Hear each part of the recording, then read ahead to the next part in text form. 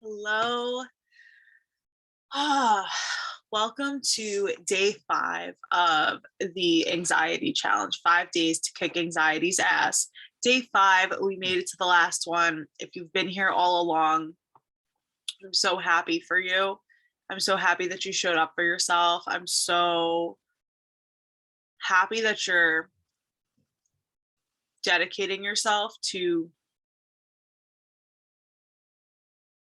embarking on this healing journey of anxiety because as I said in the beginning, it's a lot harder to show up for a free challenge or a free resource or a free course or whatever it is because you didn't pay for it. You have nothing holding yourself to it. And so for you to show up and take advantage of it, that's huge. That means that you really do want to do something because with a free challenge, it's a lot easier to make excuses because you didn't pay for it. So if you were here all along, I am so proud of you. And if you weren't, if you're just finding this video first, then you're meant to hear this message now. And then you can always go back and watch the other videos in order. So today is day 5, the last day. And here my yawning goes again. My goodness. Here goes my yawning again. Okay, so today is all about empathic anxiety. So I talked a little bit about this on day 1 when I went over all the 5 different types that I have boiled it down to. But I'm going to just give you an overview again really quick. So empathic anxiety is, you're prone to it, I guess, if you consider yourself to be an empath or a healer or just like a really compassionate person. You can start to get stuck in really taking on the emotions, the situations, the energy of others. And then that can cause anxiety. And the reason it can cause anxiety is because you're either relating it to your own life. So you're thinking, like, oh my God, what if this happens to me? Oh my God, this is real. And like it could happen to me. Or just literally feeling so bad for the other people that you actually have anxiety about, like, sometimes it's the state of the world, or like, if you're very spiritual, or yeah, like if you're very spiritual or really in touch with your emotions, sometimes we can go too far in the direction of feeling the emotions. And so I don't want to say that you don't feel your emotions because that's the only way you can process them. And it's extremely healthy to feel your emotions. But there are times when, and I've experienced this myself, where going into feeling my emotions and like really surrendering to that process, I have gotten caught in spirals where like they're just pulling me down completely. And it's not that I didn't allow myself to feel them, it's that I didn't allow myself to cut them off past a certain point. Because when we start to work in this space of like shadow work or certain things with feeling our emotions, shadow work, or just like journaling, or like starting to tap into your emotions, then we also have to learn the other end of it. And so that is also cutting yourself off out of self-love and just being like, okay, like I felt it, I've done it. I'm not going to allow my ego to just like take me away with this, or I'm not going to allow the situation, I'm not going to give up my personal power to all of these things. So, okay, I don't know what's happening with this hairpiece. Okay, there we go. So yeah, so it's a very fine line, and I think it's different for everyone. And I think that it's something that I don't know why this happens. Um, it's something that you're going to have to learn for yourself, and it's also going to be ever evolving. Like it's not always going to be something that it's not always going to be clear cut. It's not always going to be a straight line of this is like where I stop feeling this emotion. This is where I stop. it's going to change. And like, even if you figure it out for the next month, in 6 months, it may be different. So just allow yourself to have grace while you're always learning your new ways of being, because we are constantly evolving. Oh my God. We are constantly evolving, and we're constantly shifting, and all of the ways that we do things are also shifting. So just be aware of that. And yeah, so I'm going to give you a few tips, and I'm going to give you some homework for empathic anxiety. And I want you to really dive into these things because they're going to help. They're going to help a lot. And these are the things that I've done in my life to get empathic anxiety, just to not, again, I don't like to say get it under control. I like to say, just be more aware of it and make sure you're not giving your power up to it. So, and I want to say also that I have had empathic anxiety forever. Like, I've experienced it for a really long time. Like, I remember being a child and like seeing things or seeing certain things and just feeling so upset over it. And like, even now still. And so I didn't realize that that was probably the first form of anxiety that I actually experienced, was feeling scared that something that I saw happen could now happen to me, or just certain things that would, like situations with other people or families, or like I was always really afraid of um um I was always really afraid of something bad happening to my family, or like in my sleep, or certain things like that. And so it used to, like, I would literally have panic attacks over it before I went to sleep. And so then sleeping became a trigger, like going to sleep, the dark, that all became a trigger for anxiety, because I knew that now this unknown, this uncertainty, this scary, this tomorrow may not be the same as today. And that ultimately, like, it it became an association with change for me. So like, as the day changes, right, as we go into the nighttime to go to sleep, today is over now, and tomorrow, we don't know what tomorrow holds. So on a very simplistic level, this anxiety that I used to experience right before bedtime would associate change with anxiety. And so that's something that I'm actually noticing real time with you right now. That's the beauty of, in a non-linear journey, is like, I'm here teaching you about anxiety. I'm deep into this journey of awareness and consciousness, and um taking back your power over anxiety. And I'm just noticing something on this video with you, and I think that's really beautiful. And that's why I'll always be honest with you when I'm noticing something real time, because I think it's really important for anybody to see that we're like, no one is better or higher or more than someone else just because they have more experience, or they started earlier, or whatever it is. Like, we're all on different journeys, and there's no measurable amount of the journey or experience. Like, you could have a really immersive experience in 2 months, or you could have a really slow experience over 2 years, and our experience is not comparable with each other because it's our experience. And I think that's a really beautiful thing. So I just wanted to throw that in there. Okay, so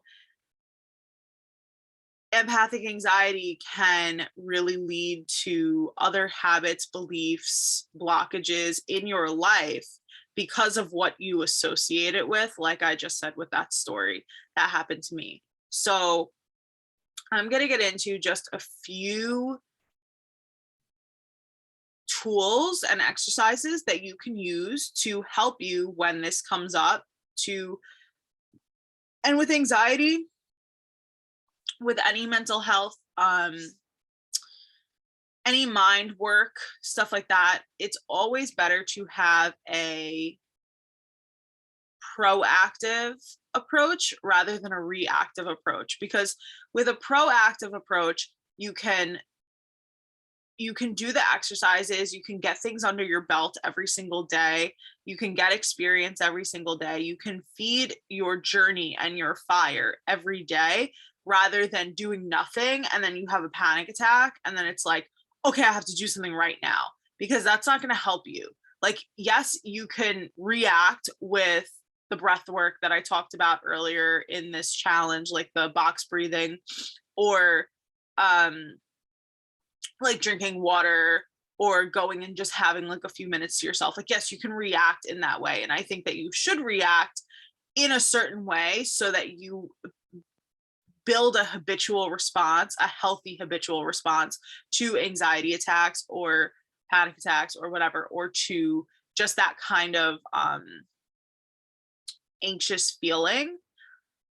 And it's definitely good to experiment with it in different locations too, right? So like with your partner or with your family or in your own house or in public or at work, like, because if you only do it in your house, then you're going to get anxiety about getting anxiety somewhere else. So you have to experiment and kind of get uncomfortable with, teaching yourself, like, okay, I could have anxiety at work. I could have anxiety in a meeting where I like can't leave, where you could, but you start to tell yourself these stories where it's so scary that like you just want to shy away from it. So this is a very uncomfortable journey. Like, this is a journey where you have to go deep and push yourself constantly out of your comfort zone, and you have to constantly like welcome that anxiety with open arms and actually feel it. Like, you have to allow yourself to feel it and allow yourself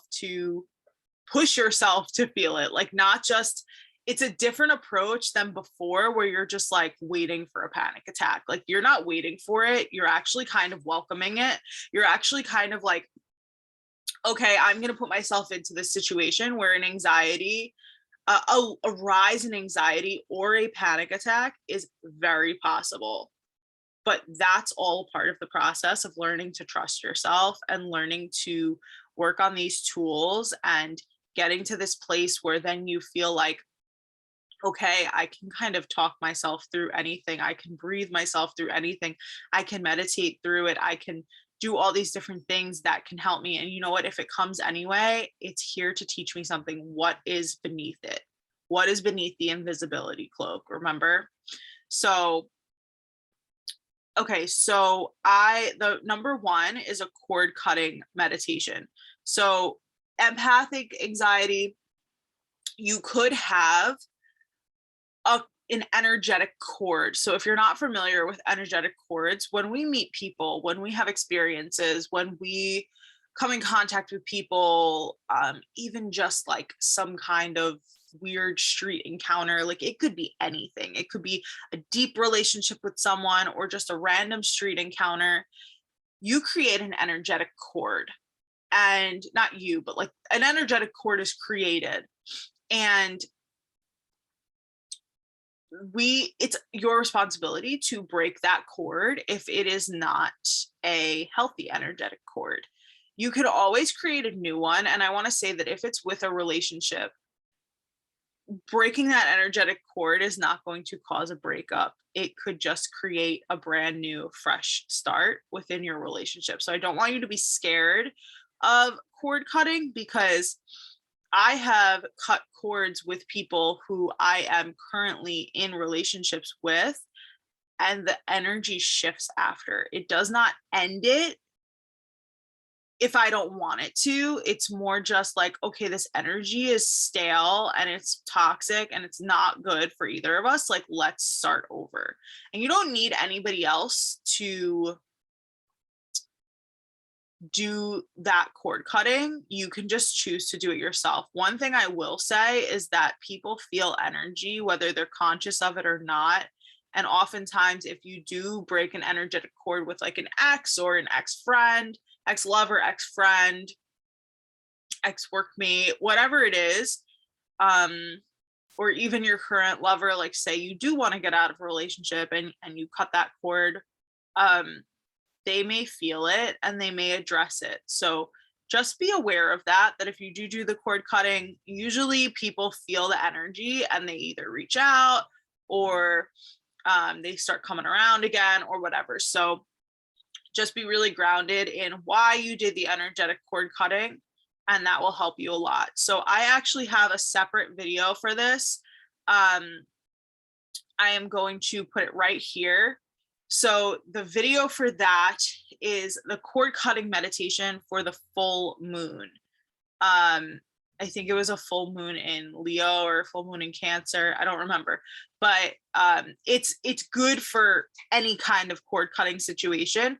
I did it on a full moon because full moons are great for releasing. So if it is a full moon when you're watching this, or it's close to it, or you want to wait till that, or you want to do it now and do it again then, the energy is just super potent at that time to release things that no longer serve you and to clear everything out. So whether you do it now or then or both, that's great. You can do cord cuttings if you want. The second one is serotonin. So I talked about this a little bit on day one. Oh my God, let me take a sip of my green juice. Maybe it'll wake me up a little bit.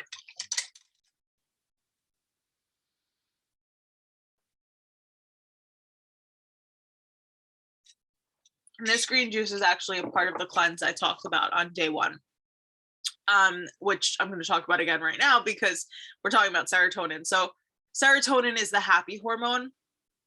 It is what keeps us high vibe, happy. I talked about it a little bit in day one. I'm just going to touch on it really quick.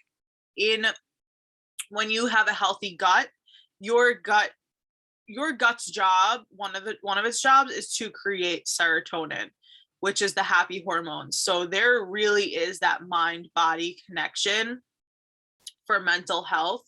And when you don't have a healthy gut, when you're eating a lot of inflammatory foods, so like dairy, coffee, certain red meats are inflammatory, like like mostly dairy. Dairy is like the worst one, honestly, in my experience and in a lot of things that I've read about it as I have healed my gut. But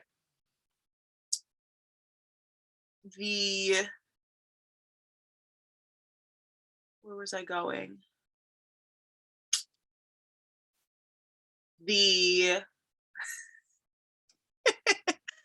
Oh my God. Okay. So if your gut is not healthy because of the inflammatory foods or even just like a lot of stress, it's not going to produce the serotonin. And your gut actually produces 60 to 90% of the serotonin for your whole body. So like think about standard American diet and think about why so many people are unhappy or so many people have anxiety or so many people are depressed. And I'm not going to say that there aren't, certain childhood traumas or things that like cause those as well.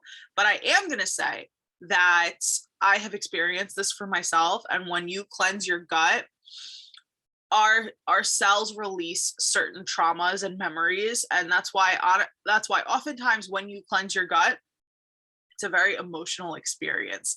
And it's because your body is actually releasing all of these stored emotions that your cells have held on to for a really long time. And so again, if you're empathic, and empathic anxiety day 5 is kind of overlapping with day 1 with the physical, it's just in a much deeper way. So I kind of warmed you up to it on day 1 by just talking about the physical, but day 5 is like really about the mind, body, and soul connection and how they all work together. And so how when they're all out of balance, they affect each other as well. And so with empathic anxiety, if you have felt your whole life like I did with or something similar to me with constantly being like upset or really, really spiraling into your emotions because of things that happen with other people. When you're young, you do not have the capacity to process things. So what happens is your body and your mind and your soul are that smart that they say, okay, she or he can't process this right now. Let's push it down. And it's something that's wild that our bodies do for us, that but it actually pushes the emotions into the cells. And there's actually a book on this. I haven't read it yet. I'm going to read it soon. I have it in audiobook version, but I think it's called the Body Keeps Count. I think it's called The Body Keeps Count. And so uh with that, when you cleanse, your body, your gut, your cells and your gut are releasing all of these emotions and starting to regenerate the serotonin levels back up.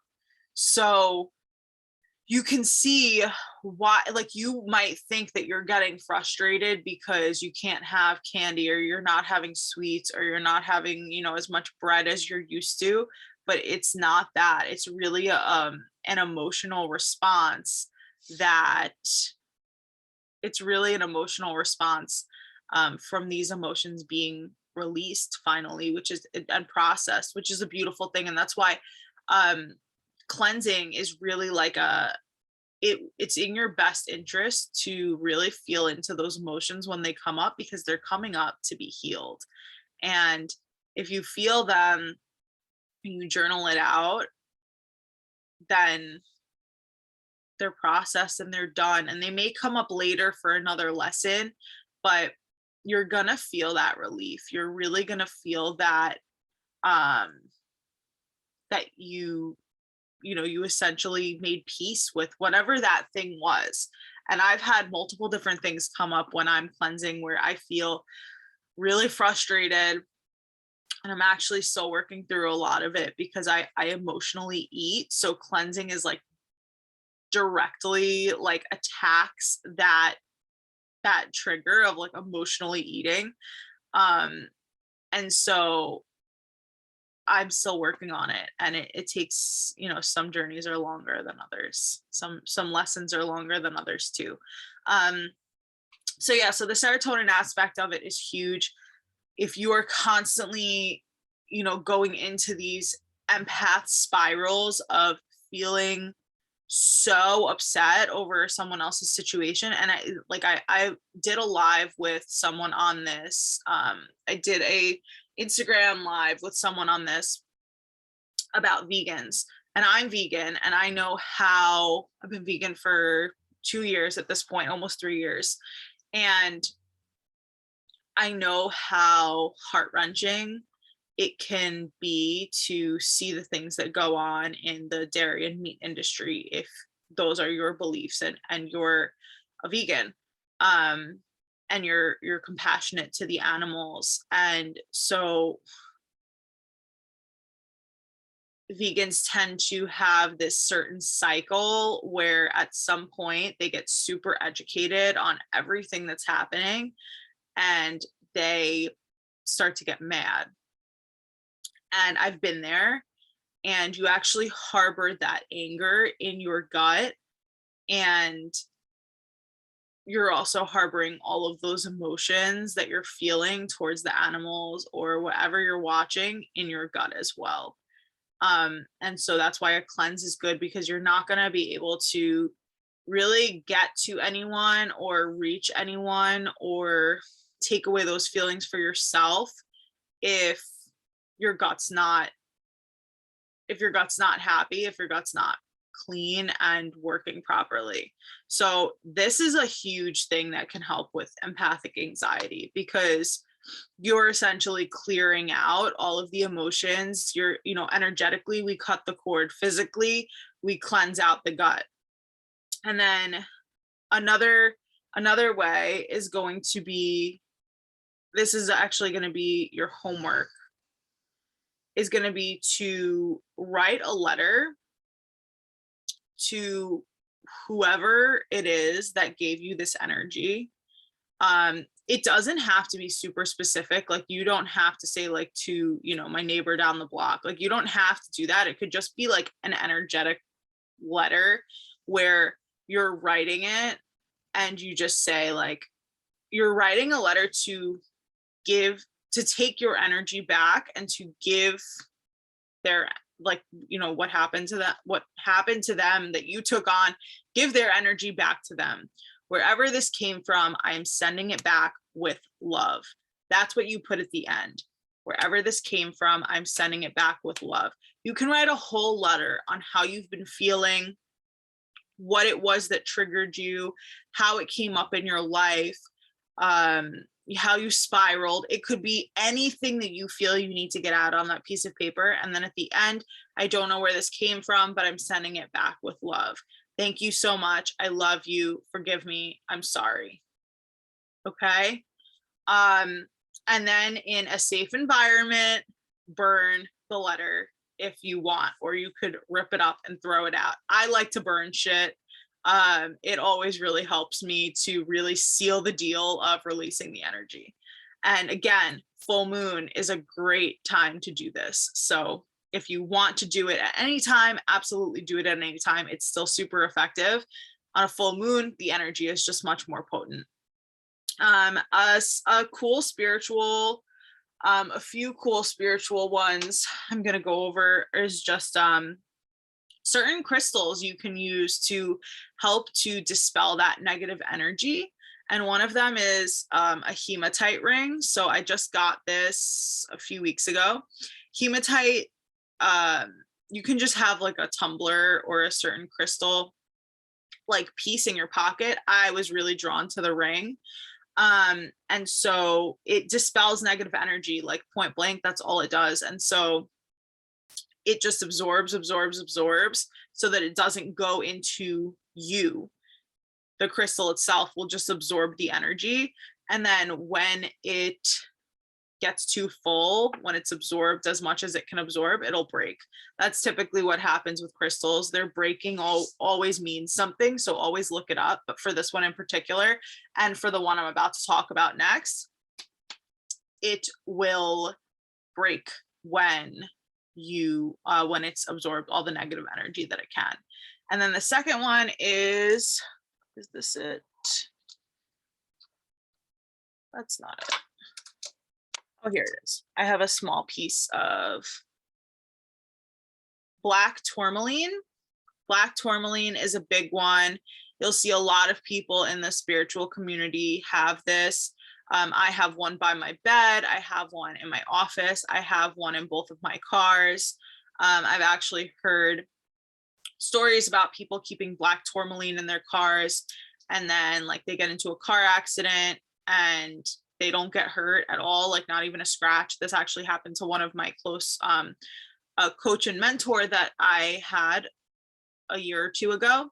She got into a car accident and nothing happened to her. She literally did not have a scratch on her, but when she went back to her car, the tourmaline that she had in the black tourmaline that she had in her glove compartment was shattered, like complete dust. So it took on all of the impact of the car accident and she was left unhurt. So it protects you physically and it protects you spiritually and mentally and emotionally. It removes blockages. So this can really, really help with anxiety. If you're feeling blocked, like you don't know what to do, you don't know how to help yourself with anxiety, you don't know certain things that you can do to get started on this journey. And I've provided a lot for you in these past 5 days. But that doesn't mean you won't still feel confused sometimes. Like I still feel confused sometimes. Often not when it comes to anxiety, because I've gone so deep into this and who knows if it'll ever happen again. It could. And every time I start to teach anxiety again and talk about it, like right before these 5 days, I got anxiety, not because of the 5 days, but I think it was like my angels and my spirit guides just telling me like, okay, here, let's give you like a little bit of anxiety so that you can connect with people on a deeper level before you go into teaching it like in a live setting again. So it could be with anxiety that you feel blocked. It could be the thing underneath anxiety that you feel blocked with. So this will help with blockages, self-confidence. Oftentimes it helps with self-confidence also, and the protection, like I said, mind, body, and spirit protection. But with the self-confidence, I just want to touch on is it's really, really hard to be confident when you have a shit ton of anxiety. And if you've ever seen the movie or play Dear Evan Hansen, like I was watching that a few weeks ago and I lost my shit watching that show and that play because I resonated with it on such a deep level. And it's a really, really heavy trigger warning type of movie or play. It's about suicide awareness. But it's also about like crippling anxiety. And the guy, the main character, Evan Hansen, there's this one part in the beginning of the play movie. I watched the movie, but there's also a play. So I'm going to say movie. There's a part in the beginning of the movie where he's waving at people from his window and he sees all these people getting excited to go back to school for the first day. And he feels so uncomfortable with like, okay, how am I going to talk to people, or how am I going to say hello, or just little things of saying hello. And I remember when those things felt so big for me. And I remember feeling like I never knew what to say, or like I fumbled over my words, or like people were always judging me. And it is, in my opinion, it's impossible to be truly confident when you're suffering with anxiety that much, because you are double thinking, like you are overthinking every single thing that you do. You're overthinking every single thing anybody else does. You're overthinking every single encounter, every single conversation, every word you say, every step you take, you're overthinking it. And it is a really hard place to be in. And so I felt that when I watched that movie, and I remember it. And if that's a place that you're in right now, I just want to tell you that look at me right now. Like I'm able to talk to tons of people online. I'm able to go live. I talk to people all the time in person now, and I don't get anxiety about it. And I'm just fully grounded in who I am. And it comes from no longer feeling like you're inferior to others, and no longer feeling like anybody else is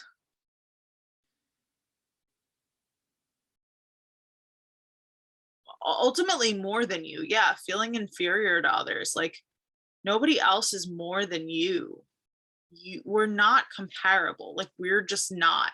Society makes us like compete constantly, and like we're just not in competition with each other. We're in competition with ourselves. And once you kind of step out of that, it becomes a lot easier to just realize that I am who I am. You're no better than me, even if it's your boss, even if it's a millionaire, even if it's someone who you think is prettier than you. Like there is no comparison.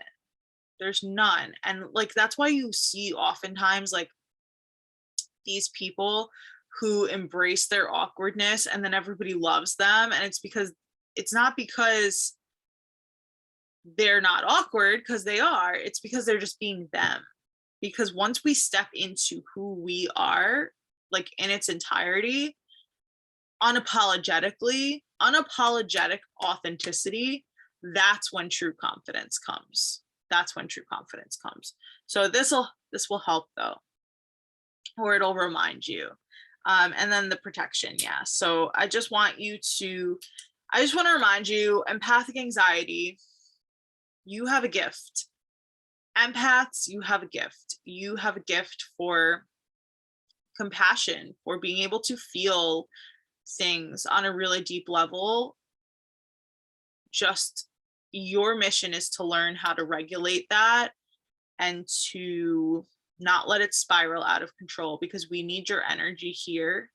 You need your energy to be regulated to do all of the beautiful things you're going to do with your compassion in this world. And so you need to regulate that. If you spiral down into the depths of the emotions, then you're not going to be able to have the energy to give that compassion, which is, I know, how you feel most fulfilled. So I hope today really helped you. This was an awesome day. It was really fun to teach. It was a great day 5, last day of the challenge. And so, yeah, I just want to let you know, if you stayed to the end, DM me on Instagram or comment on here and just let me know which day was your favorite, or what was the biggest takeaway from today, and how this is helping you and how you're going to move forward. If you want help moving forward, I do offer one-on-one coaching where we can really dive deep into just your own story, anxiety, and other things, and just like, gaining the confidence to maybe speak online or start a business or figure your shit out in general. Sometimes when you're coming out of this like heightened anxiety, you don't even know what the fuck to do. That's how I felt when I had my first coach and mentor, and just starting to do all the deep work coming out of anxiety was how I eventually saw clearly what I wanted to do, which is this. So I also have the Empowered Anxiety course. So the Empowered Anxiety course is, think this 5-day challenge times 100. It's all the deep work, it's all the shadow work, all the self-love, meditations, affirmation recordings, EFT tapping, which is emotional freedom technique, which literally reprograms your nervous system and calms you down at the same time. There is journal prompts, and the modules are in the order of mind, body, and spirit. So I think there's 5 modules because I gave shadow work a module all by itself. Yeah. And it's put in the specific order for you to not have to suffer as long as I did. I suffered for 10 years consciously and 10 years unconsciously, or probably my whole life. And I don't want you to suffer that long. It's unnecessary. I have paved the way for you. And this is truly what I feel like I was supposed to do, and why I was supposed to experience anxiety at such a high level. And so the Empowered Anxiety course will leave you feeling empowered. Like, that's why I named it this course, because I went from being enslaved to empowered by using these methods. And some of the methods I didn't use, some of the methods I channeled for the course specifically, and I use them now, and they just help me so much. Like, and they're going to help you. And it's a proactive approach. Like what I said, it's not a reactive approach. It's, I'm going to work on this, and when it comes up, I'm going to be well equipped to deal with it. And I'm going to be okay if I'm not well equipped to deal with it.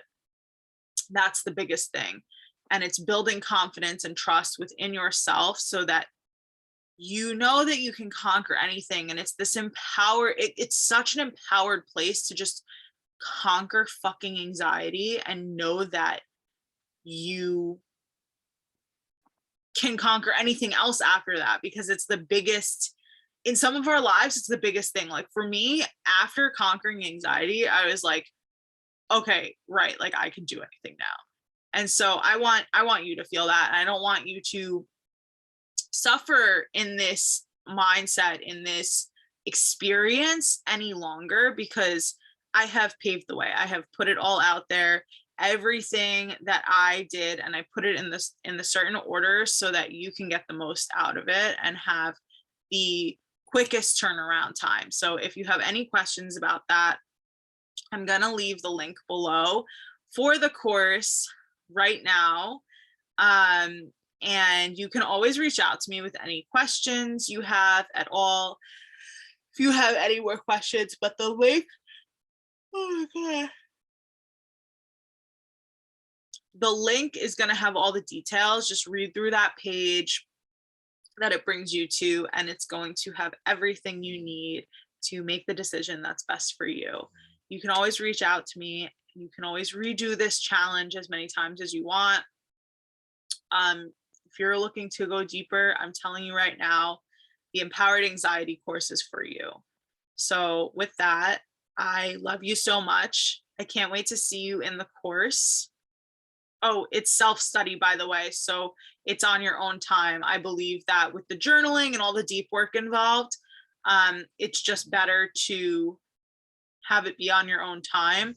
I do offer other packages for accountability or if you want full support. So you can just DM me if you're interested, or if you're not sure, like if self-study would be right for you. If you DM me, then we can talk about the other options. And it's at True Tori on Instagram. So yeah, so with that, I love you so much. Thank you so much for sharing your energy with me, for allowing me to come into your world during these 5 days. It was truly magical. I learned so much. I know you learned so much. And I'm just so honored and blessed to be able to deliver this information to you so that you can continue on this journey and start to really understand anxiety and do with it what you may. Use it to learn. Feel that self-confidence and empowerment within yourself coming, because it is. I love you so much, and I'll see you again soon.